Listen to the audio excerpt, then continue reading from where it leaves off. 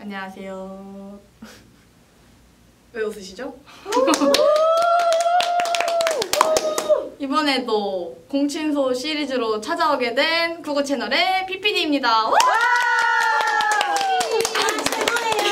지금 사운드가 굉장히 큰데 옆에 구구 채널 출연만을 기다리는 이 출연자분들이 기다리고 계십니다. 일단 제가 오늘 또 이 자리에 왜 나오게 됐냐면 오늘은 공친소 시리즈의 세 번째 편, 국어와 영역편을 제가 가지고 왔는데요. 국어 같은 경우에는 저도 수험 생활을 하면서 등급의 변화가 심해서 마음고생을 했던 과목이기도 하고요. 그래서 조금 더 애착이 가는 편입니다. 그래서 오늘의 공친인 저희 과의 선미!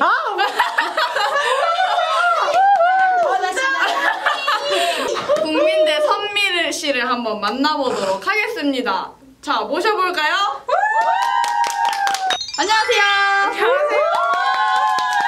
자기소개 부탁드립니다. 네, 안녕하세요. 저는 국민대학교 언론정보학부 광고홍보학과에 재학 중인 18학번 김아란입니다. 자, 그럼 이제 본격적으로 질문을 시작해볼 건데요. 네. 2018학년도 대학 수학 능력 시험에서 국어 영역 몇 점 그리고 몇 등급을 받으셨나요? 저의 국어 점수는 93점으로 간당간당하게 1등급을 받았습니다. 그러면 혹시 김아란 씨만의 국어 공부 스토리가 있을까요?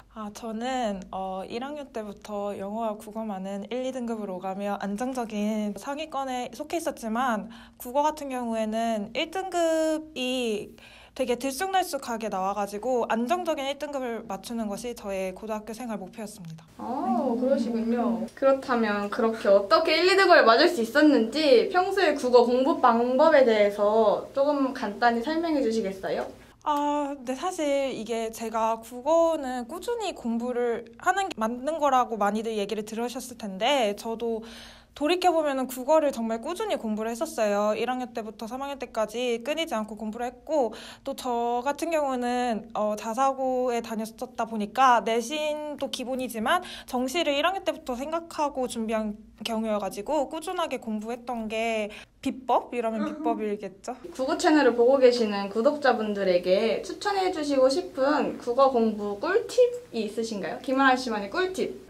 제가 국어 공부를 처음 시작할 때는 어떻게 해야 될지 모르고 특히 고전시가 부분이 진짜 정말 어려웠어요. 이게 해석도 안 되는데 여기에서 뭘 얘기를 하고 있는지를 맞춰야 되니까 그래서 저는 그 모든 것 시리즈라는 문제집이 있어요. 되게 뭐 고전시가 하면 고전시가 비문학, 문학 같이 여러 권의 그 시리즈가 나와 있는 문제집인데 제가 모든 책을 다 읽을 순 없잖아요. 그래서 간단하게 요약이 되어 있기 때문에 그 모든 것 시리즈로 참고를 해서 1, 2학년 때 공부를 했었고요.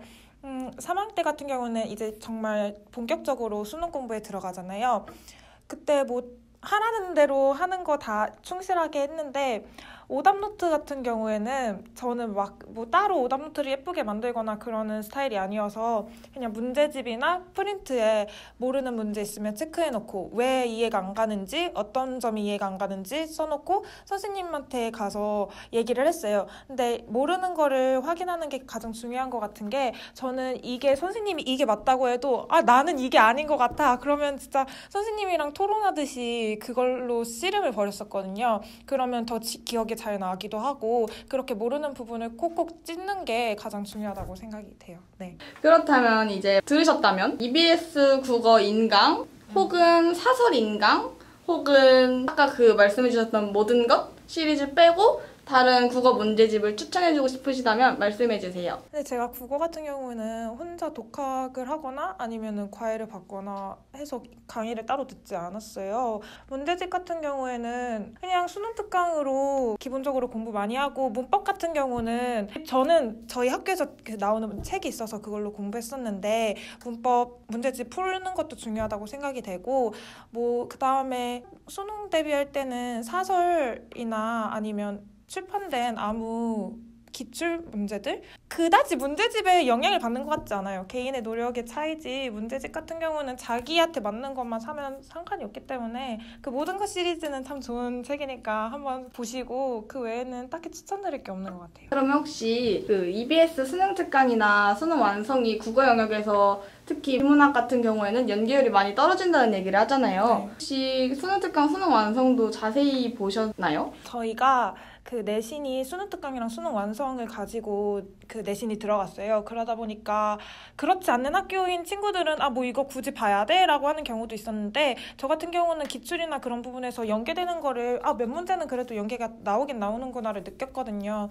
근데 이게 뭐 사람마다 느끼는 바는 다르겠지만 저는 수능 특강이나 수능 완성 꼼꼼히 보면서 한번 아, 이런 식으로 나오는구나, 이런 문제가 나오는구나 하고 자기 국어 실력 늘리는 데 있어서는 나쁘지 않을 것 같아서 그냥 갈래나 이런 특징 같은 거 막 꼼꼼하게 정리도 하고 그랬는데 뭐 내신과 관계가 없는 분들이라면 그냥 한 번쯤 쓱쓱 풀어보고 오답 정리만 하는 정도로 보셨으면 좋겠어요. 정말 인터뷰 해주시느라 수고 많으셨고요. 네, 마지막으로 네. 이걸 보고 계시는 이제 수능이 진짜 얼마 안 남았잖아요. 이걸 보고 계실 수험생분들이 많을 텐데 해주고 싶은 말씀이 있다면 자유롭게 해주세요.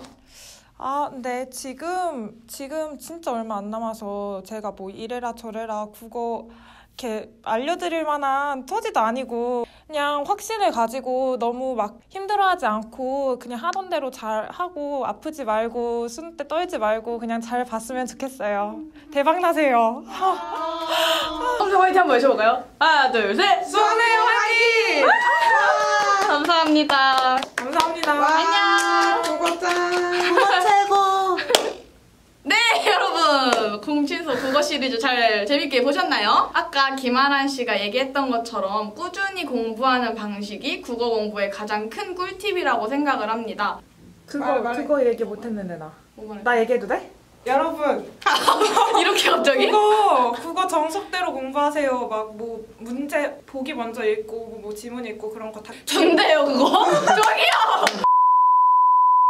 김아란 씨 같은 경우에는 수능 국어 시간이 널널하게 나오는 편이라서 되게 정석대로 문제를 푸셨다고 해요. 정말 1번부터 45번까지 그 플로우를 유지하면서 그렇게 정말 정석대로 푼 경우이신데 이런 방법이 맞는 분들은 또 이런 방법 추천드립니다. 저 같은 경우에는 예전 편에서도 말씀드렸듯이 그 윤혜정 선생님의 개념의 나비효과에 나온 그 방식대로 저는 문제를 풀어냈어요. 그래서 저 같은 경우에는 지문을 되게 느리게 읽어가지고 골라 읽는 게 필요했거든요. 그래서 저처럼 시간이 부족하신 분들은 되게 다양한 방법들을 시도해보시는 것도 좋을 것 같습니다. 지금 고3이시라면 빨리 찾으셔서 빨리 자신이 그 방법을 익히는 게 더 중요할 것 같습니다. 네, 이렇게 제가 준비한 국어 영역 공친소 편은 끝났고요. 이제 저는 다음에 다양한 사회탐구 영역으로 돌아오도록 하겠습니다. 그럼 이제 이만 인사를 해볼까요? 들어오세요! 구글. 구글. 구글. 아, 미치겠다.